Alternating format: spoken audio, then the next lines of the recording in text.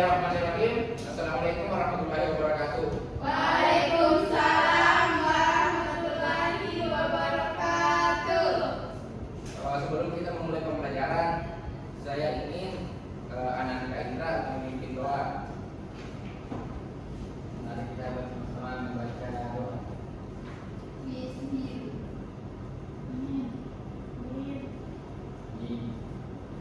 Baik, saya dulu ya.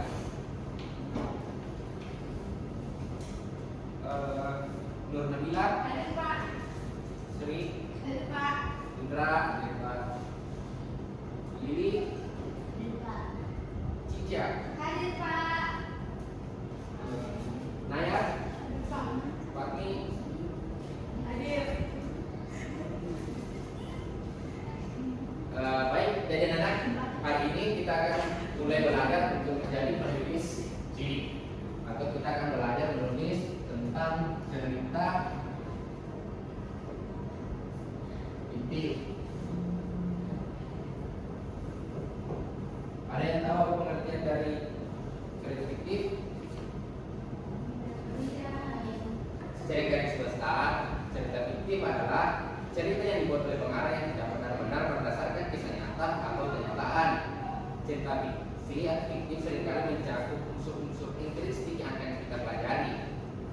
Cerita fiktif itu terbagi dalam beberapa jenis seperti fiksi ilmiah, fantasi, misteri, roman, horor, dan banyak lagi. Dan setiap genre itu memiliki ciri khasnya masing-masing. Menurut Kamus Besar Bahasa Indonesia,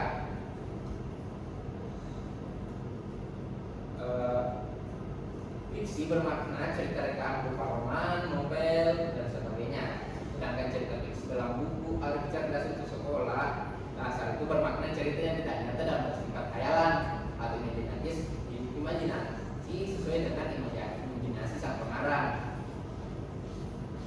Kita akan mempelajari unsur-unsur estetik dari cerita fiksi. Yang pertama itu ada tema.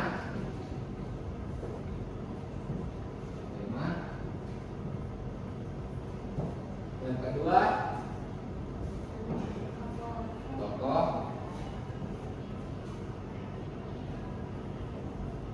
Yang ketiga, alur. Dan keempat, latar. Dan yang terakhir,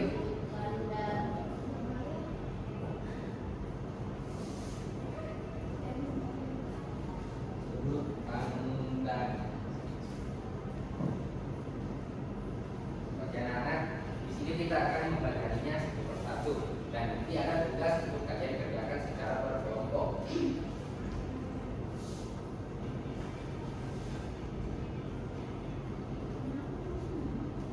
Nah, di sini saya akan membacakan satu contoh cerita fiksi, Si Kancil dan Buaya. Cerita bermula ketika si kancil yang sedang mencari makan di hutan melihat banyak pohon yang sudah berbuah di area di seberang sungai. Namun karena aliran sungai yang sangat deras, kancil pun kesulitan untuk menyeberang. Sungai tersebut juga menjadi tempat tinggal dari para buaya. Lantas ia menemukan diri cemerlang dan memanggil seekor buaya. "Hei buaya, buaya keluarlah, aku punya kabar gembira," seru si kancil. Buaya pun datang menghampirinya. Kemudian kancil bercerita bahwa ia memiliki daging segar dan hendak membagikannya untuk seluruh buaya di sungai. Kancil kemudian menyuruh buaya tersebut untuk memanggil teman-temannya yang lain agar mereka juga mendapatkan daging segar tersebut. Mendengar hal itu, si buaya lantas memanggil teman-temannya agar bisa membagikan daging dengan adil. Si kancil meminta para buaya untuk berjejer rapi. "Berbarislah agar aku bisa menghitung berapa jumlah kalian," perintahnya. Para buaya yang percaya lantas mulai berbaris membentuk jembatan dari tepi sungai hingga ke tepi wilayah di seberangnya. Kesempatan ini kemudian digunakan oleh si kancil untuk menyeberang sungai sambil berpura-pura menghitung jumlah buaya. Sampainya di seberang, dia pun tertawa terbahak-bahak. "Sebenarnya aku tidak punya daging. Apa yang membutuhkan bantuan kalian untuk menyeberang? Hahaha," kata kancil. Para buaya pun marah dan mencoba menangkapnya. Sayangnya si kancil sudah terlanjur lari menjauh dari tepian sungai.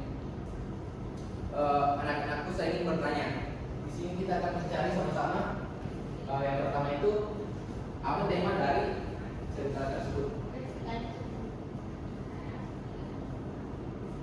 Baik, menurut ini adalah si kancil dan buaya. Tokoh-tokohnya dan alur.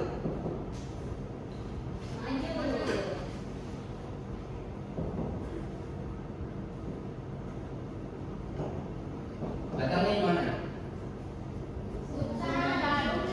Laut atau di sungai?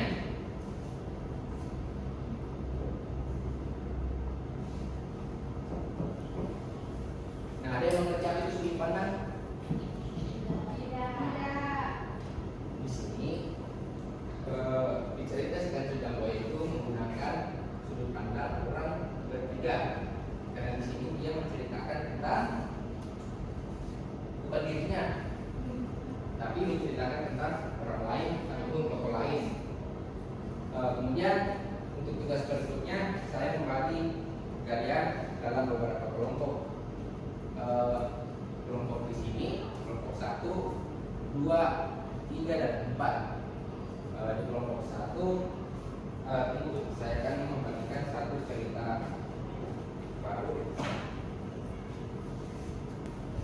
Nah, satu lagi nih, kita akan membaca cerita fiksi tentang air mata raksasa.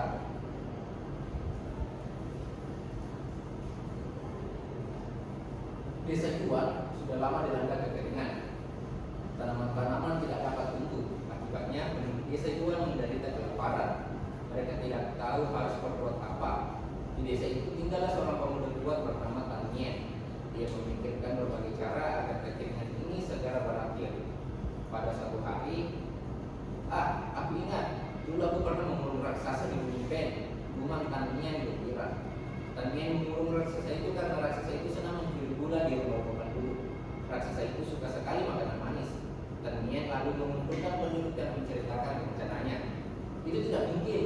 Kami tidak mau berurusan dengan raksasa itu lagi. Raksasa itu berbahaya kata para penduduk. Tapi itu satu-satunya cara. Aku butuh banyak bawang untuk dibawa ke Gunung Pen. Karena itu aku butuh bantuan kalian, kata Tan Nien. Penduduk tidak mau membantu Tan Nien. Akhirnya Tan Nien melakukan sendiri rencananya. Tan Nien meminta raksasa untuk menumbuk bawang dan air mata raksasa yang keluar dihadirkan dalam lubang yang ditujukan ke desa Juan. Sebagai balasannya raksasa akan mendapatkan makanan yang manis-manis. Untuk kelompok 1,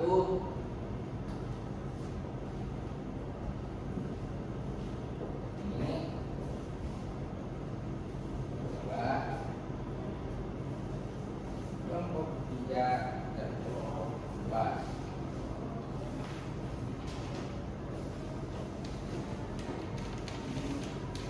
Saya ingin untuk kelompok 1 itu mencari tema dari cerita ini. Kelompok 2 mengumpulkan siapa tokoh-tokohnya. Kelompok 3 mencari alurnya, dan kelompok 4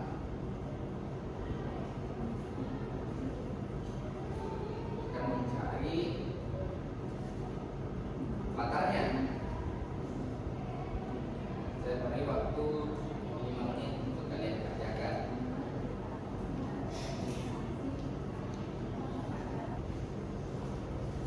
Baik anak-anakku, apakah sudah selesai? Jadi untuk saya, Bapak masih ada tugas untuk kalian kerjakan di rumah. Yaitu kalian harus belajar untuk membuat cerita fiktif. Temanya terserah dari kalian, dan minimal 4 paragraf. Besok baru akan kuliah. Untuk